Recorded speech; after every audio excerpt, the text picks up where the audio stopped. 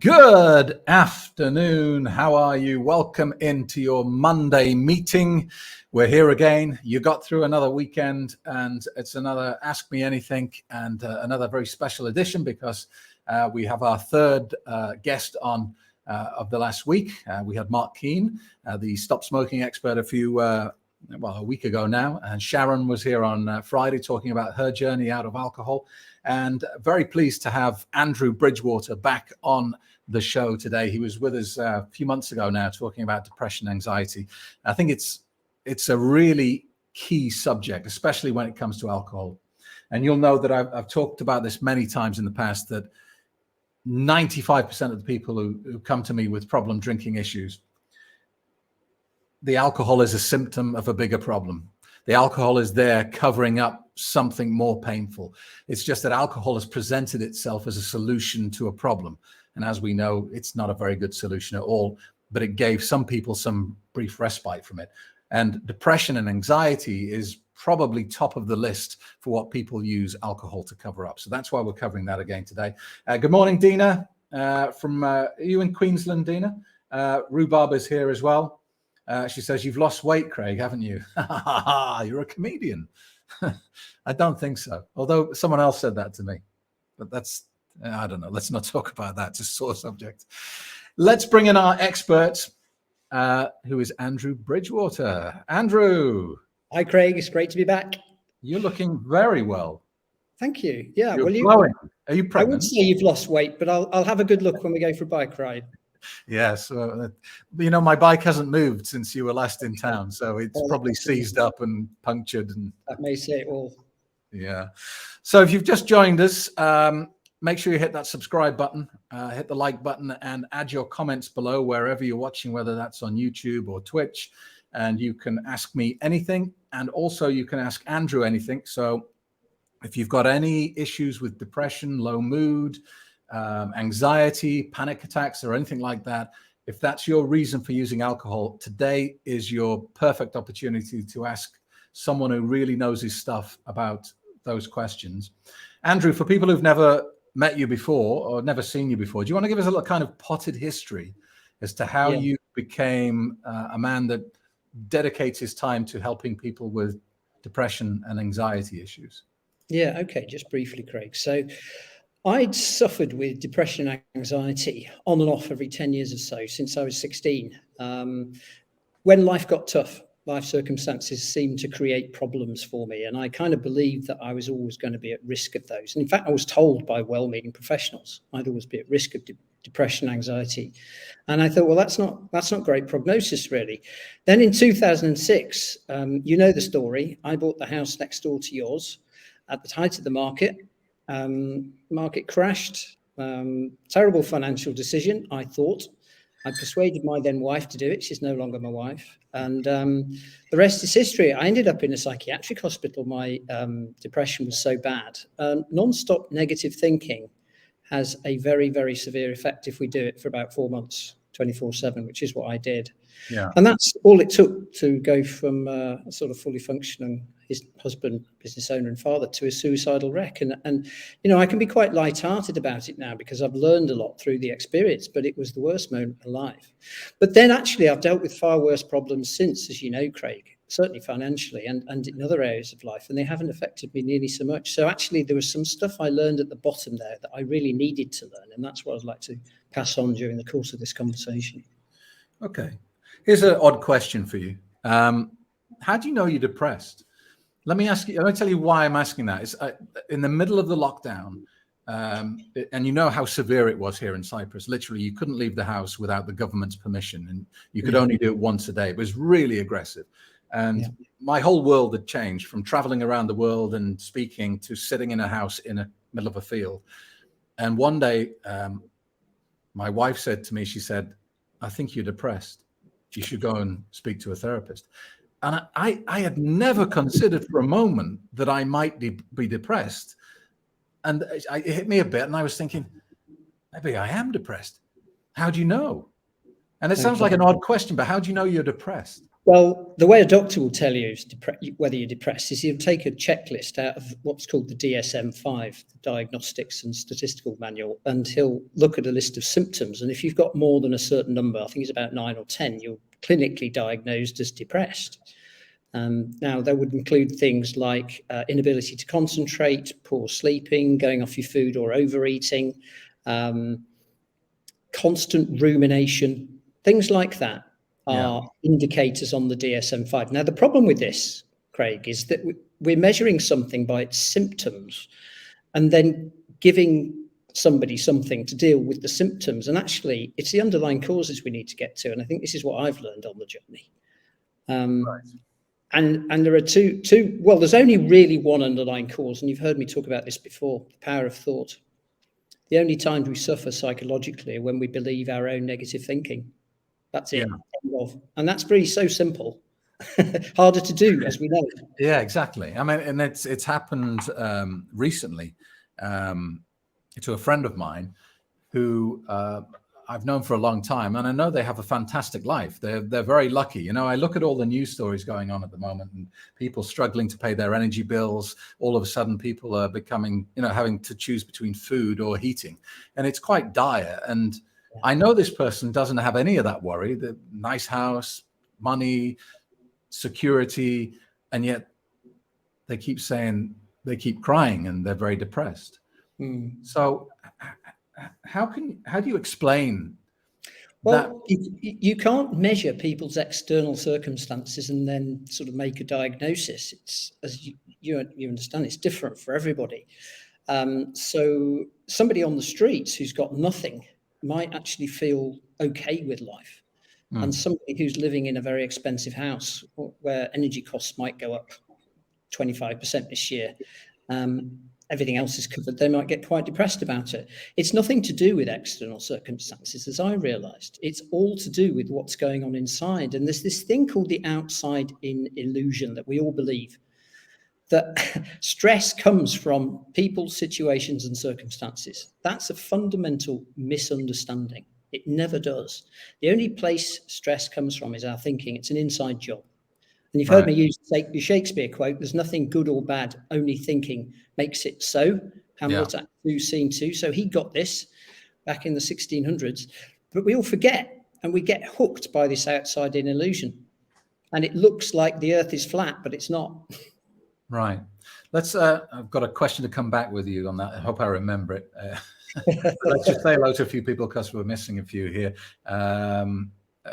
Journey of Life is on board. Hi from India. Stop drinking for a few months. Started again. Can't understand what to do. We'll come back to that. Doreen, welcome on board. Slavi is here. JR is here. You're in Norway, aren't you, JR? Leslie Johnson says, good morning. Trish is here. Good morning, Craig and friends from Florida. So excited to be in your program. Made it through my first alcohol-free weekend. It was easy. Day four moving forward. So grateful. Well done, Trish. That's fantastic. Mark Millwood, good morning from Canada. Isn't alcohol a depressant?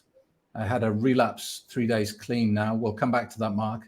Tracy is here as well. Hi, Tracy. Yasmin is here. Gregory, good morning. KB, greetings from Arizona.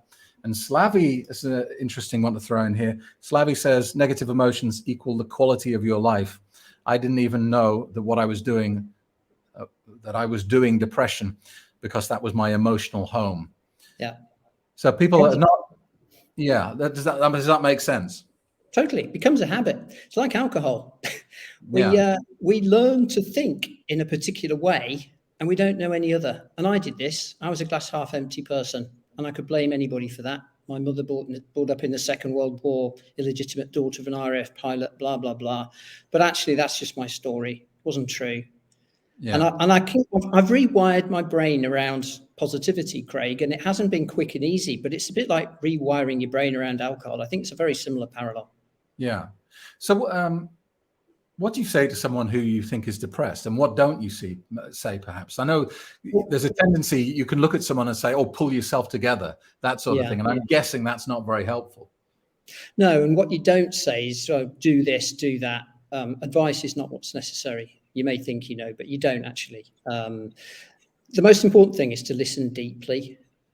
not to judge, and to give the person an opportunity just to talk and to reflect without being judged. Because when we listen to, something happens. Personal change only ever occurs with insight, sight from within. When we coach, coaching that we have has an impact because our clients have insights. It's not about advice. You can say the same thing to two different people. One person will act on it, the other person doesn't. So that's not the difference. The difference is insight. Yeah. So people need to have their own insights. And this is what's happened with me. I've had a series of insights over the last 10 years or so, which have been very transformational, but they'd be different for different people. But I can certainly point people in the direction of insight. So how do you break someone out of that victim mentality then? If they're in a loop of saying, it's not my fault, I have my story, I have my reasons for why I'm like this. And you just, no matter how much you listen, you're hearing the same thing on loop. Well, that's something I can't do. And again, you can only help somebody who's willing to help themselves. We know this. How often have you been asked to help somebody on behalf of a willing relative asks you, or a partner, and then the person themselves isn't ready to talk? So there is, and you heard me talk about this last time, there's this thing called the point of willingness, which I think is really important. It's that point at which you've hit threshold. You've hit that threshold of pain that you're no longer prepared to tolerate. So, alcohol. If alcohol starts costing you more than money, you might actually start to think, okay, there's something I've got to do about this. Otherwise, I'm going to lose my marriage, lose my job, lose my driving license, whatever. But until that happens, you might just keep going deeper. It's the same with depression or mood, low mood. Okay. Let me put a comment up here that might trigger you. I'm guessing that's an antidepressant, is it, Andrew? Well, I don't want to get into the whole thing on antidepressants. And first of all, let's be really clear. I'm going to put a health warning up. This is not medical advice. Forgive me. I'm being naughty because I knew you would. You're being really naughty, and I'm not prepared to be hauled in on that. No, it's not medical advice. So I'm not here to tell people to go on or come off antidepressants. That's for your medical expert to do. But what I can do is share stories and understandings, which are actually very profound, and I think go beyond the mainstream narrative. Okay, let's. I got a question here from Dina. Isn't it strange that when you're anxious and depressed, quite often you hit the alcohol, not even realizing it's a depressant? So you're reaching for a depressant to cure your depression. Yes. You must hear that quite a lot. I do. Now, I heard you and Mark talking about something which is very related to this. So we reach for alcohol because in the immediate short term, it gives us some symptom relief, doesn't it? Yeah. And it's the same with depression. Medications and other things will give you some symptom relief, but they won't get to the underlying causes. The problem is we've got a short-term versus a long-term phenomena here. People know that alcohol isn't good for them in the long term rather, but in the short term, it seems to be helping out. Yeah. So we just kick the can down the road, deliberate metaphor, and then actually we're making it 10 times worse. Now, as I say, until you reach a point where you're no longer prepared to carry on with depression or anxiety, you'll keep looping it. And I had to get to that point. Not everybody does. But I'd said, no, enough already. And I was already a qualified psychologist by the time I was in hospital, as you know. And that hadn't made a difference. And that's one of the reasons why I went to study it. I thought I'll fix myself and then I can hopefully help a few other people. Of course, I didn't. Yeah. So you never really had a problem with alcohol, did you? You were a moderate drinker most of your life. This word moderate, I've realized there is no such thing as moderation in drinking, but I could have a drink occasionally. I never used it as a crutch. But actually, when I read your book, when I coached somebody who was a severe alcoholic, who'd lost an arm and a shoulder in an accident, I thought, hold on a minute, there's something in this. And actually, what I've realized, Craig, is that you helped me rewire my brain around alcohol to the extent that even the thought of drinking it is intolerable. So even if I have something that's got alcohol in it, like Christmas pudding on Christmas Day with brandy, I can't eat it because it revolts me. Now that's weird. It's quite odd, but it has literally rewired my brain to the point where I don't want to touch it. and I never had a problem. But I was lucky in that sense with alcohol. But depression, that was my problem. And I looped around that, as I say, every 10 years or so until I finally had to get out of it. There was no alternative. I could not keep doing what I was doing. I'd have ended up on the streets or dead. Right. Let's just see if we can talk about this in any sort of way. My doctor prescribed Prodep for depression. He said the root cause of binge drinking is depression accumulated over a period of time. Can you throw some light on it, please? Well, this is very chicken and egg, isn't it? The root cause of binge drinking is depression accumulated over a period of time. What's causing what here? Yeah. These two things are really making life worse. The binge drinking and the depression are, you've said this before, it's like using petrol to put a fire out. It's just not going to work. And it might look like the drinking is helping, but as we well know, it doesn't. So the problem with doctors is, as you said before, you go to the doctor, you say you're honestly how much you're drinking, and they say, well, you need to cut down. They don't tell you how to cut down. Yeah.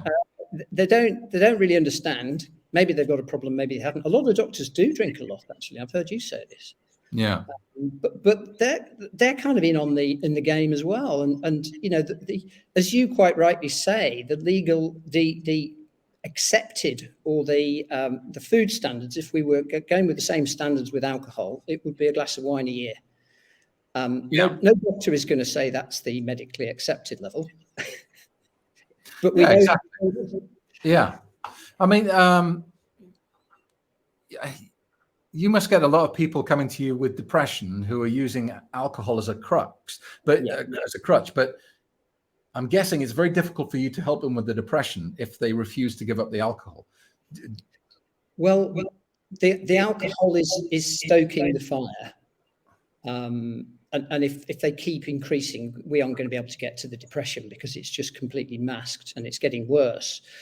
But I would start with pointing people in the direction of where their experience is coming from, through the power of thought, and trying to give them some sense that they're creating that. Now, the problem with alcohol is that it is literally like living in a virtual reality squared. Life is virtual reality anyway, believe it or not. We're all living in a thought-generated experience moment to moment. But the moment you layer alcohol on top of that, it just makes it 10 times worse. And therefore, it's very difficult to really be able to stand back and say what's actually going on here. And luckily, I was able to do that through my own adversity. But then when I realized what alcohol does, I thought, well, that's another reason not to drink it, because then it's going to compound any mental health problems. It's not going to cure them. Yeah. What about supplements and things like that? You know, I get a lot of people asking me things like, is there a medication I can take for my drinking? Or is there a supplement I can take? And I always answer the same way, is there are things available, but they don't really address the reason why you're drinking. They just treat the symptoms. And so you might, and I just wonder is that the same for depression? Tim's just posted up here and talking about St. John's wort. And I know I've never used it myself, but I know it has been touted as an effective solution for depression. I know it's not legal in all countries over the counter, but are there supplements for depression and anxiety? I've got some supplements in front of me. They're not the ones you might have been expecting. Really? Here's the first one. Wheatgrass. Yep. Okay. You've heard me talk about this, and I've seen you drinking that, and on it tastes. Yeah. Can I be frank with you? It tastes like a cat's arsehole. Do you know what, Craig? There's a correlation between the degree of your cellular health and what this tastes like. I hate to tell you. Really? You're saying it tastes bad because my cellular health is bad? Oh, that sounds like such a cop-out.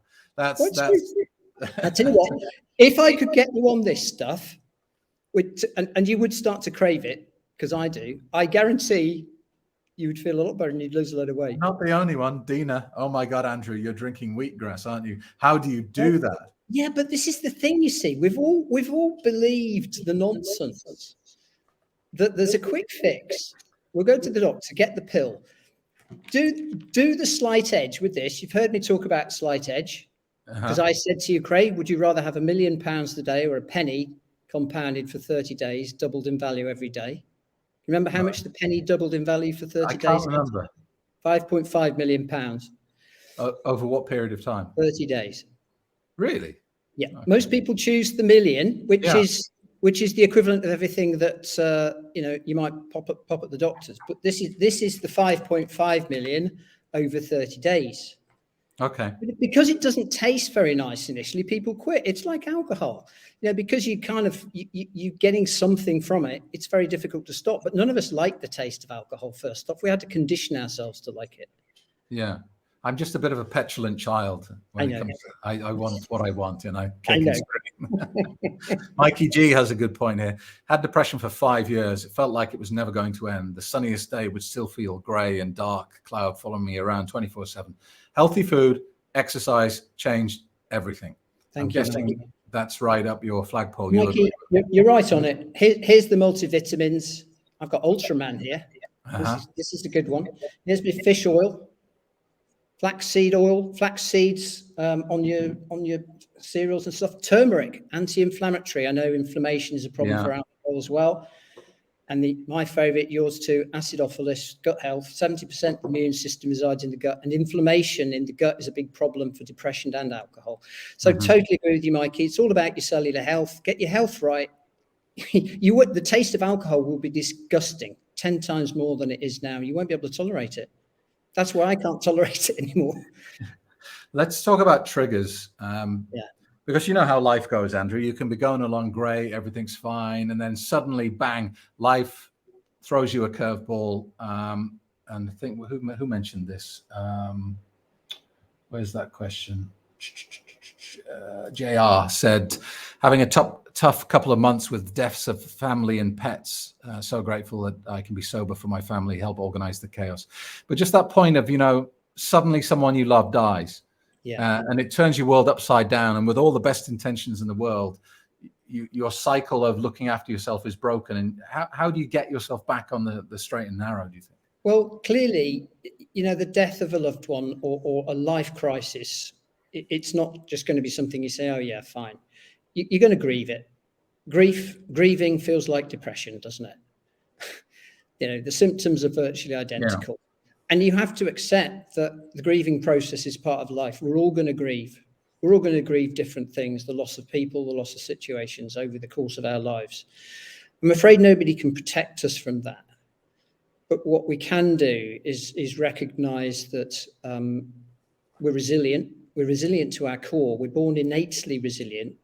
We don't come out of the womb with mental health problems. We learn them. And I did. And this has been my experience. And I think when we fundamentally realize that underneath it all, the sun is still there. The clouds may be obscuring the view, which is what happens when something serious occurs, but we know that the sun is always there and it's going to come back out again. And life has our back. And I think that it's taken me a long time to realize this, but no matter what happens, the sun's always there and life has your back. Yeah. Just going back to your initial statement that we live in a world created by our thoughts, and it's kind of our perception that dictates our mood. I think this is an interesting point from Jimmy. I come from a town in the north of Italy where most of the landscape consists of vineyards for the production of local wines. It's an uncomfortable sight once you realize what's actually going on. Actually, if you think about it and change the drug, imagine if you lived in a town where all the fields were growing, poppies for opiates and things like that, or heroin production was the main output of your town. You would have a completely different view of it. But because of the advertising and the marketing around this drug, we kind of look at it almost romantically, don't we? We do. I had somebody email me a couple of weeks ago because they knew that I don't drink and are commenting on my sobriety. And they said that actually I'm a wine connoisseur. Wine keeps me grounded and enables me to enjoy life. And then she blocked me. Which is a bit like a yeah, because that's an uncomfortable message for somebody who's using wine as a crutch to get through life. I saw a very sad comment on YouTube last week on one of my videos, and a guy was he genuinely believed what he was saying to me. He was saying, you preach about stopping drinking and how life is great without drinking. Well, I tried it. I stopped drinking and my life was hell on earth. I was so miserable and depressed. Alcohol is literally the only good thing I've got in my life. Wow. And so what have you got to say about that? And it made my heart break, because he was literally looking at black and calling it white. He was literally looking at the thing that was destroying his life and hugging it close and saying, oh, at least I've got you. Because that's what it looks like, doesn't it, Craig? This is flat earth policy. It's the same thing. You know, we would argue that black is white because that's the short-term impact that's right under our nose. But we know that long-term we're killing ourselves with it. Yeah. I'm just trying to see if we missed some comments here. Let's have a look at MV. Craig, depression is nowadays very common among people, whether they seek solution from drink or not. We didn't bring anything to this. We didn't bring anything to this world, and not taking anything back is the mantra to solve. Okay. It's basically just saying what you're saying, that you're not born with depression. Well, we're not. And the other thing I would say, Craig, is don't argue with what is. Now, Eckhart Tolle talks about this a lot. And we were having a chat before we came on where we were both relaying our experience of going into a store and not being allowed in here in Cyprus because we haven't got the right documentation. And it's very easy to get quite excited about what is and argue with it and get our ego involved and get the manager involved and then you can feel your heart rate go up. You can feel your anxiety and your irritation. And you have to interrupt yourself. I had one of these incidents on the flight yesterday, and I had literally to calm myself down and say to the other person, let's just relax, shall we? Because I had an insight midway through it, and it wasn't going to go well. I knew it wasn't going to end well. The flight was delayed, and the person at the gate was being a bit irritable and pushed past me and got quite aggressive. But I realized very, very quickly that I had to drop it down. Yet in the moment, I argued with what is. Yeah. When my wife comes home from work later today and sees that the dishes haven't been done, I will say, accept what is. Oh, that's cheating. I'm with your wife on that. If she responds in her usual Eastern European way, I will say, but Andrew said. I don't think that's what Eckhart Tolle means. You have to do the dishes, Craig. Dina, can you explain a bit about mood food? Love to. Yeah, I think Dina knows my course actually, because I think she enrolled on it when we were last together. It's called Mood and Food: How to Deal with Stress, Anxiety, and Depression Without Drugs or Alcohol. Basically, because food, if you think about it, what you put into your body, the fuel that you put into your body, is so important. You wouldn't put diesel in a petrol car, and there's so much that we can do to feed our bodies the right nutrients, not just for our physical health, but our mental health too. And I've already talked about wheatgrass. I've talked about omega-3 and fish oil. I've talked about gut health, 70% of the immune system. And the relationship between gut health and mental health is huge. And yet it's not in the mainstream.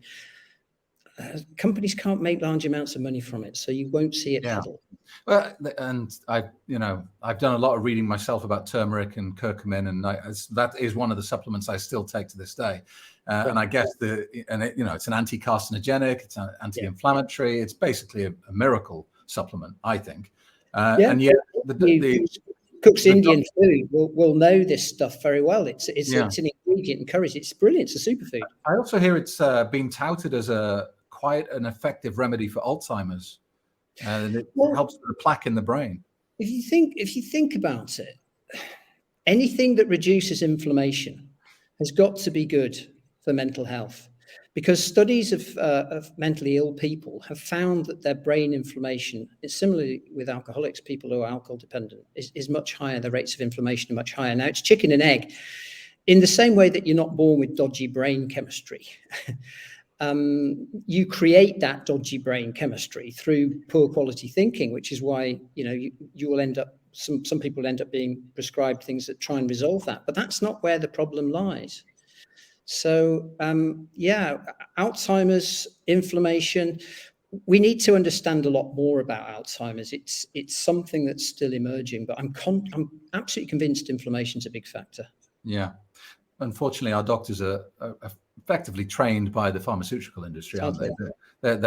They're taught what to prescribe, not what will Well, work best. talking of mood and food, they spend about 3 hours on nutrition in 5 years of medical school. 3 hours. Right. Okay. All right. It's a bit scary.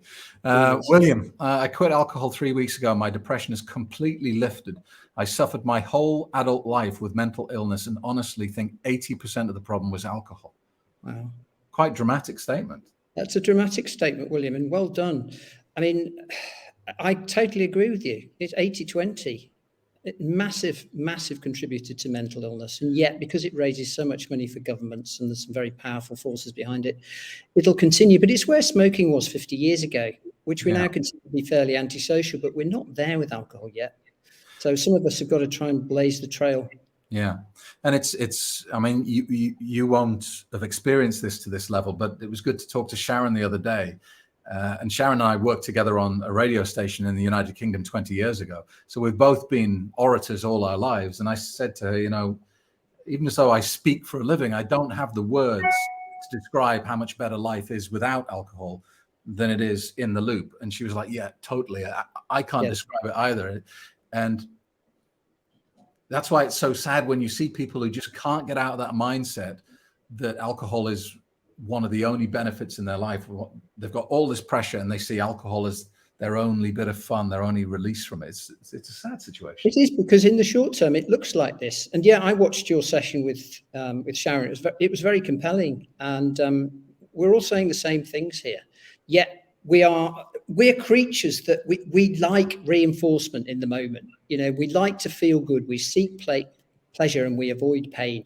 Alcohol seems to give us pleasure in the short term. It gives us pain in the long term. We can't reconcile those things mentally, so we just keep doing it. Mikey G says spirulina. Yeah, is that a good one? Same sort of thing. Yeah. Okay. Slavi says your brain is not here to keep us happy; it's here to keep us alive. We harvest happiness and get rid of the weeds that grow automatically.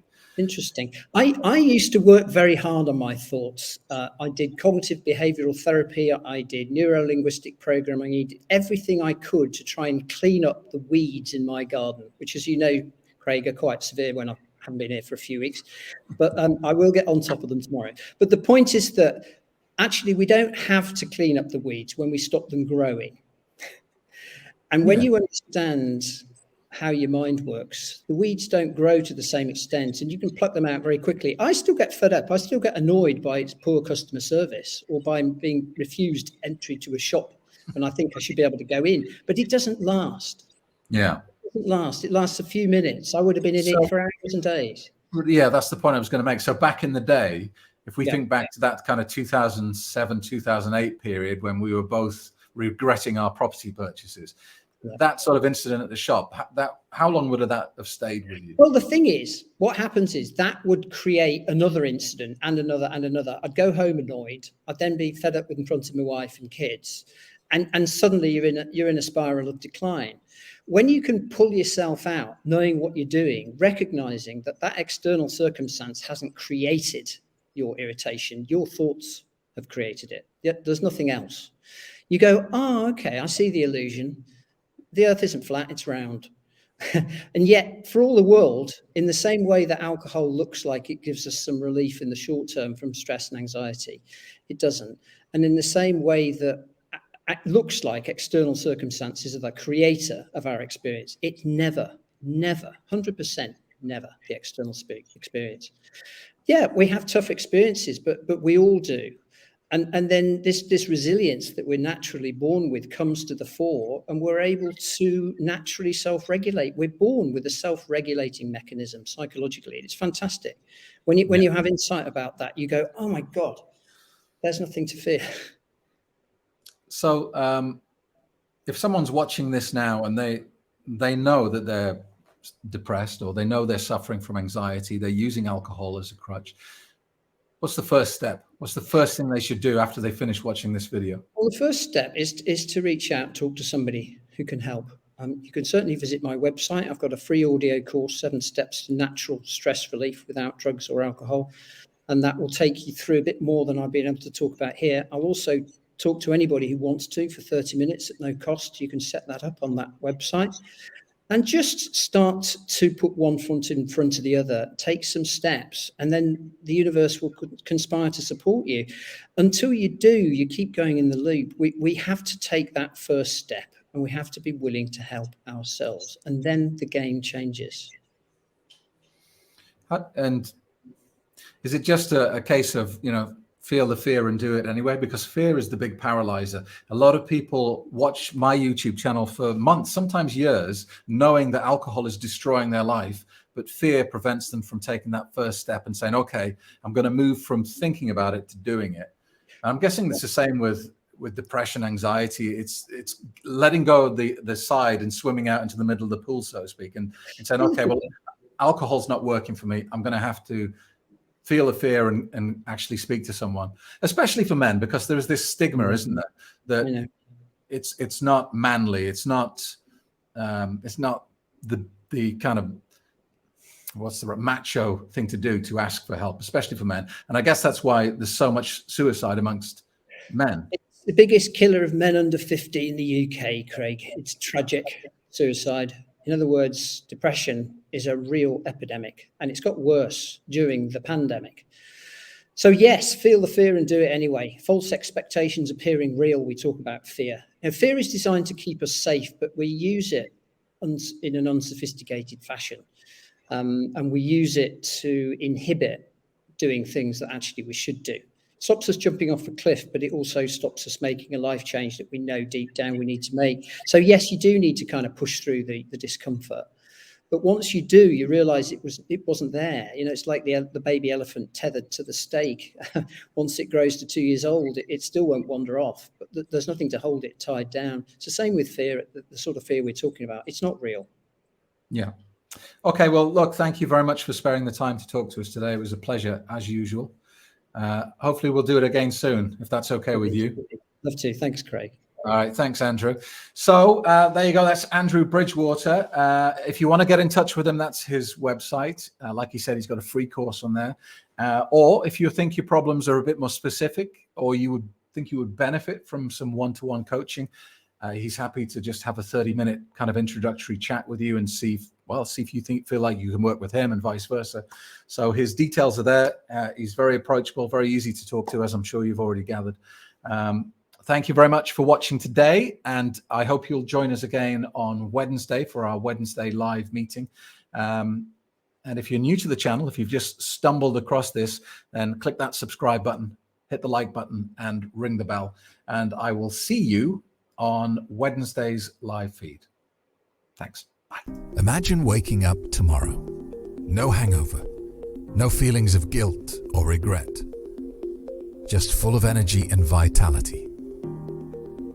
That goal is not only possible, it's easily achievable. Find out how 200,000 people just like you have rediscovered their happy, sober lives using the Stop Drinking Expert program.